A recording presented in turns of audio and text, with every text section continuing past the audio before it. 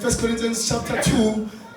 First Corinthians chapter 2. Uzwayizwa ke lento ayithole kuba Efesu ukuthi yiyo le bengikhuluma ngayo. Don't befundele Ephesians chapter 3 mina ngithi First Corinthians chapter 2 ngicela sibambe ku verse 6 sithi 6 7 and 8 ngenhlanhla namhlanje khona abantu abangifundela kamnandi haleluya ngizovela ngikhombe nje ithi media ukhona ophethe iNIV wangisima ngiphethe enhloboni Mamjiyani uphethe enhloboni Isizulu hayi bokozona niyazi ngiyangena ngenze uteliwe izolo utelile ukulento uMessi Msimanga uthi ena asinawo asithi phela nabo bona bese ibithini into uma ikhona uphethe iNIV noma iamplified angifundele nje ku verse 6 7 and 8 khona NIV ngicela umfundele 1 Corinthians chapter 2 umfundele verse 6 7 and 8 bengifuna ukukhuluma ngo 7 and 8 kodwa ngicela umfundele from verse 6 7 and 8 6 7 8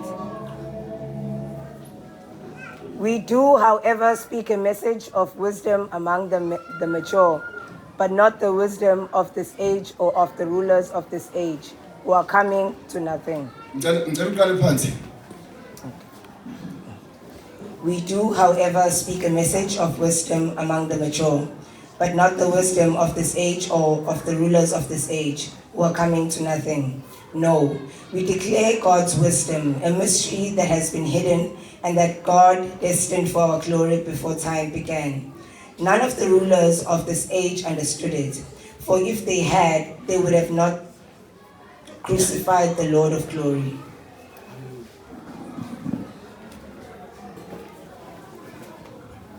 Hallelujah. Ilokho nje abazalwane ngizokhuluma ngakho mina. Hallelujah. Ngicela phethe isiZulu angifundele.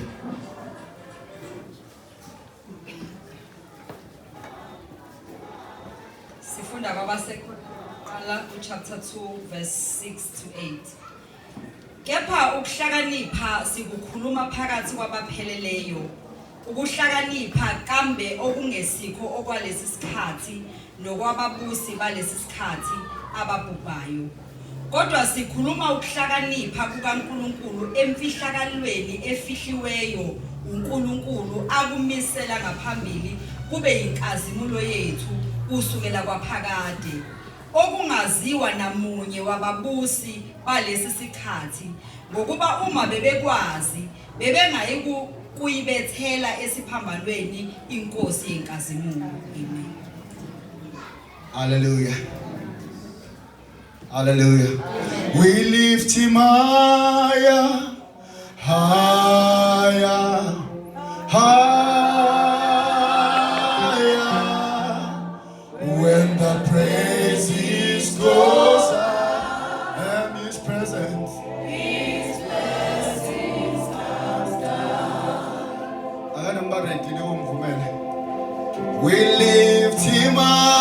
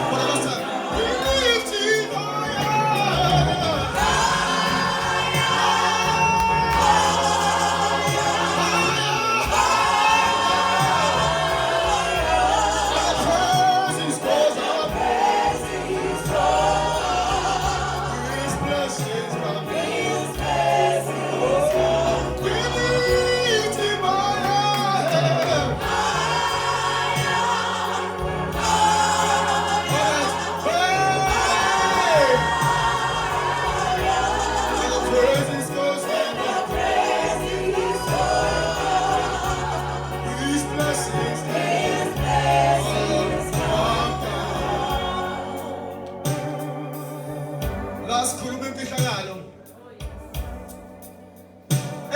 Imfihlakalo edinga aba spiritually mature. Thina masikhulumi ubabusi balesikhathi nakwabelizwe. Ngoba ifihlakele kubo. Imfihlakalo lo uNkulunkulu ayidina emaphakadeni. Wayifihla emaphakadeni. Uma uqhubekela lencwadi verse ukuthi ababusi balesikhathi noma benayo wisdom kodwa abayitholanga le kaNkulunkulu yayifihliwe.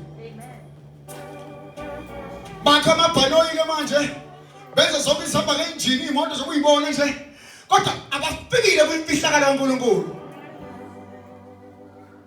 Yazi imfihlakalo kaNkulunkulu ukuthi ngaphambi ukuthi umhlaba usakelwe, ngaphambi ukuthi umhlaba udalwe, uNkulunkulu walungiselela abantu bakhe, wenza iplan yokuthi abantu bakhe uma bona base kuba khona umsindisi. Wayenza emaphakadeni, yafihlwa, yasilwa emaphakadeni. Ngoba uNkulunkulu unamafayili akhe abadinile emaphakadeni. Akhona basema before umhlaba uqale wabhala wakusila wathi yabona nje ukuthi fika isikhathi kumemezela izabo memezela ngoJesu, bememezela ngoMesiya. Ekathi bemezela ngoMesiya mufunda John chapter 1 verse 41 uvesi ukuthi lithini lisho ukuthini igama ethi uMesiya. Sasibhibhidlile kakhulu kodwa impendulo ikhona ithi uChrist. Igama ethi Mesiya lisho nje uChrist. First John chapter 4 John oqala not oqala wazala nabo bafundele othishambe eqala incwadi kaJohn chapter 1 verse 41. Hallelujah. Amen. Wafika kuJesu kwenzekile abazali sebekhulume ngawo kakhulu lento. Kodwa khona into engifuna yazi ukuthi ngaphambi ukuthi umhlile amanzi akhiphe umhlaba kuwo. Ngaphambi ukuthi amanzi ayengazi ukuthi khona umhlaba khona kuwo. Uma amanzi twakhipha umhlaba, amanzi awukhipha umhlaba. Base kuthi namanzi ayengazi futhi ukuthi njoba ekhipha umhlaba nje kuwo khona izinto eziphilayo kuwo. Uma ufuna uGenesis uyatshela ukuthi kwathiwa amanzi akube khona ufish, amanzi awukhipha ufish. Akhipha zonke izilwane ezikhona nezinkulu izilwane. Kwathi nomhlaba ungazi ukuthi kuwo kanti khona imbewu endala ekhona kuwo obigciniwe. Ngoba umhlaba uvalelwe emanzini. Wathi ukuthi lawo mbewu mase kuthiwa wena mhlaba khipha manje izitshalo wavela kwaphuma imifino waphuma obalenge ibikhona. uNkulunkulu wayilungisele wasemaphakadeni. Wasesilungiselela uNkulunkulu imfundiso wasemaphakadeni. Athi uPaul Paul mahloni evangeli Romans chapter 1 verse 16 athi akunamahloni ngevangeli ngoba ivangeli lingamandla kaNkulunkulu. Ubuka amandla kaNkulunkulu ukuthi abanga iwisdom yabantu. Abantu abayibamba kumanje khona abasho ukuphambana kwemibono yeBhayibheli ngoba abayibambi imfundiso evela ngoKristu. Ngoba akudingi ukuthi bona bekubambe bese nje bekuthole. Njengoba bethi ke ukuhlangana khona noma ungahambisani khona ingoba ngeke bese beyibambe. Kuthiwa enale mfihlakalo le wisdom iyenzelwe kuphela abantwana bakaNkulunkulu. Yayizobhezwa ngesikhathi esifaneleyo. Kuthiwa ukube kuthiwa babazi nanso ukube kuthiwa babazi ukuthi bafeze icebo laNkulunkulu bayehlisa bayembula lemfihlakalo le mystery egciniwe athi ena uDeuteronomy Deuteronomy chapter 29 verse 29 athi ena imfihlakalo ziyaNkulunkulu kodwa okwembuliwe kungokwethu nabantwana bethu so that thina sogcina umthetho. Le mfihlakalo kaNkulunkulu wake wayigcina uNkulunkulu. Ngikhumbula efika emhlabeni ezodala emhlabeni uNkulunkulu iBhayibheli isitshela ukuthi izulu lisihlalo sobukhona ngamanye amazwi nanti izulu. Ngisho mala kancane manje. Nanti izulu. Nangu uNkulunkulu uhleli lisihlalo lona. Phinde lithi la isihlalo saNkulunkulu esikhona. Kuyisihlalo izulu lisihlalo. Sho uNkulunkulu akabanjiwe izulu. Ngifuna ukuyiveza lento akabanjiwe izulu ukuthi abe nendawo. Izulu nomhlaba uthi umbhali kwathi makubuka uNkulunkulu akutholelanga indawo kwambalekela uNkulunkulu. ngeke kumbalekele nje futhi khona kumenze sustain. uNkulunkulu ayikho into emenze sustain. uNkulunkulu khona ngokwakhe bathwa ikuphi edala uzulu umhlaba uNkulunkulu ekuNkulunkulu. Hallelujah. Ngathi sengiyankondloza manje. Uphi lo bhuti okondlozayo? Ngathi ngiyankondloza manje uNkulunkulu ekuNkulunkulu wathatha isinqumo sokuthi hayi manje ake kwakhiwe indawo. Kube khona okufana nami okuzonkhonza. Asikhona ingelosi athi amaHebheru chapter 1 verse 7 amaHebheru aveza ukuthi uNkulunkulu wenza ingelosi zaba imoya wathi ukuthi ikhonzi zakhe zaba amalanga bomlilo. Ngamanye labo bantu babengeke emhlabeni bamdumisa uNkulunkulu. Lento ayifuna wayeyitholile indumisa wedumisa bephakathi amaphiko yashiya indlela ezinye ezochaza umntwana wathi ziyaginika ezulwini eziyaginika ezinamehlo nje zonke amehlo ekhosi amehlo omuntu zisodwa sinamehlo amaningi ubuso la une sisodwa sikhona khona amalungu asezulwini o24 akhona alokehamba khona ingelosi ezi-dangerous okwaziwasuku isambulo zaletha kwathiwa yabona ke ake nihambe ngifike ngiqeda yonke into emhlabeni zafike zangena phakathi nolwandle zaba kanje phethe magumba amanye omhlaba zama ziyaqeda ngomhlaba wathi wow ningawubamba umoya ake niyeke kuyekelwa thina nje bazalwane ukuthi size thina sisingiswe thina ungaqeda umhlaba ungabanjwa umoya. Uyazi yena lamazwe alayo Iran alayo uPesha phezulu aphesheya alwayo uyazi ukuthi aneyikhali ongathi lezi okuthiwa ingasetshenziswa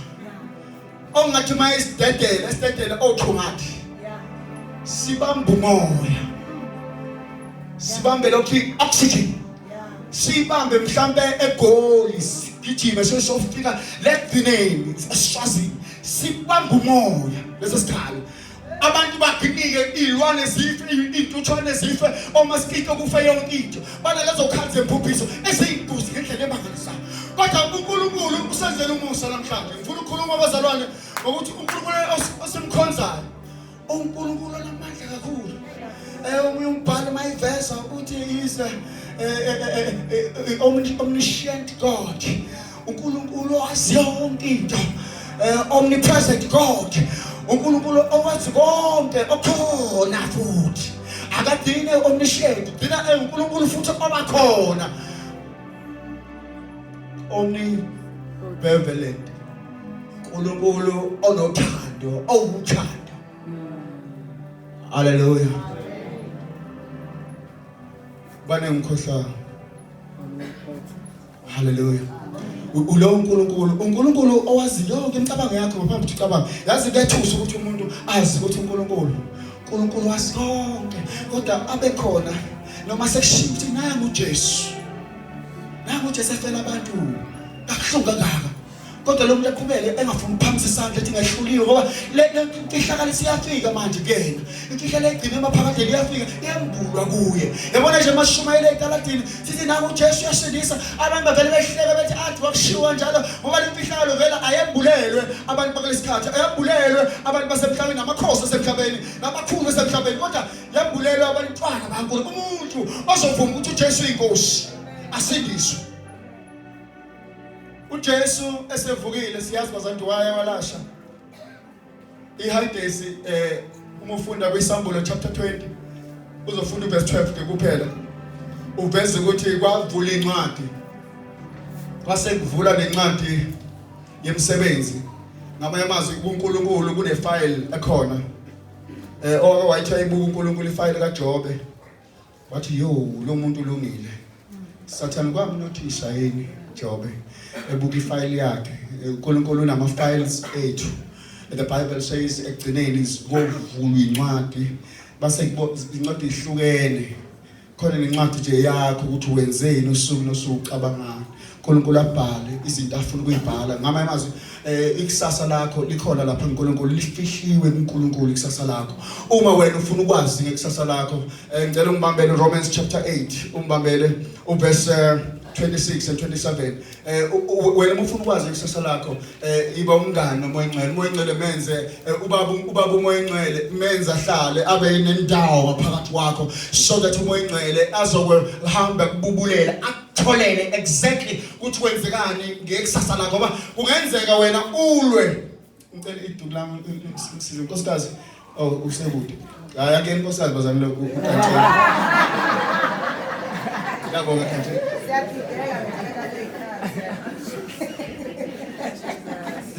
lento le isithi umoya ingcwele bazalwane ngoba thina ngokuba basemhlabeni sithi masithi apha baba basumoya ingcwele esethatha interpreter ngendlela according to lento lapha kwifile yakho uNkulunkulu